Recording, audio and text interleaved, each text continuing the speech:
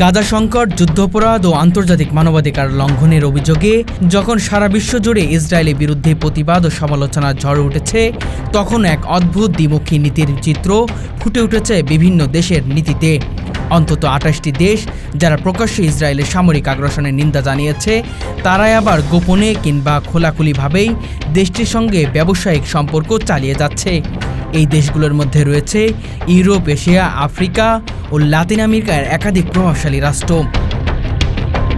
ইসরায়েলকে দখলদার আখ্যা দিয়েছে, আবার কেউ কেউ সরাসরি গাজার যুদ্ধবিরোধী আহ্বান জানিয়েছে। কিন্তু একই সঙ্গে তাদের বাণিজ্য পরিসংখ্যান বলেছে তারা বিলিয়ন ডলারের অস্ত্র, প্রযুক্তি, নিরাপত্তা যন্ত্রাংশ, কৃষিপণ্য, এমনকি সাইবার নজরদারি সরঞ্জাম কিনছে ইসরায়েলি কোম্পানি থেকে। এই ভণ্ডামিপূর্ণ আচরণ নিয়ে আন্তর্জাতিক মানবাধিকার সংস্থাগুলো ইতিমধ্যে উদ্বেগ প্রকাশ করেছে।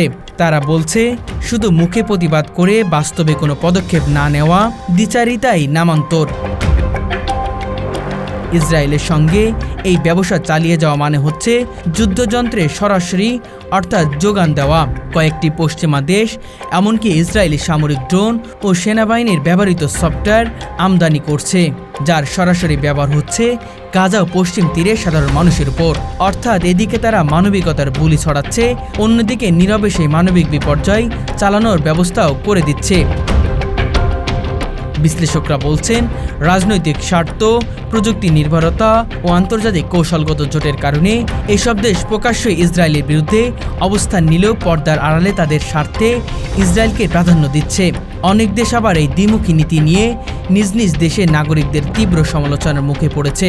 সোশ্যাল মিডিয়া ও নাগরিক আন্দোলনের মাধ্যমে এখন প্রশ্ন তোলা হচ্ছে, মানবাধিকার কি কেবল বিবৃতি পর্যন্তই সীমাবদ্ধ থাকবে, নাকি বাস্তবে তার প্রতিফলন দেখা যাবে?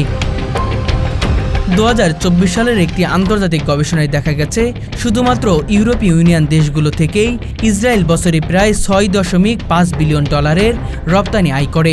ব্রাজিল, দক্ষিণ আফ্রিকা, তুরস্কের মতো দেশগুলো ইসরায়েলের নিন্দা করলেও তাদের বাণিজ্য মন্ত্রণালয়ের তথ্য অনুযায়ী ২০২৩ সালে এসব দেশ ইসরায়েল থেকে অস্ত্র ও প্রযুক্তি সরঞ্জাম আমদানি করেছে প্রায় ৪৫০ বিলিয়ন ডলারের মতো।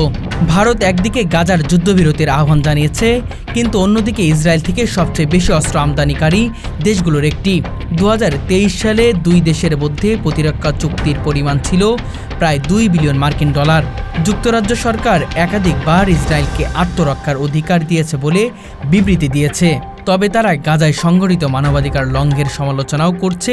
অথচ একটি সরাসরি রিপোর্ট অনুযায়ী ২০২৩ সালে যুক্তরাজ্য ইসরায়েল থেকে প্রায় ৩৫০ মিলিয়ন ডলারের নিরাপত্তা সরঞ্জাম আমদানি করেছে।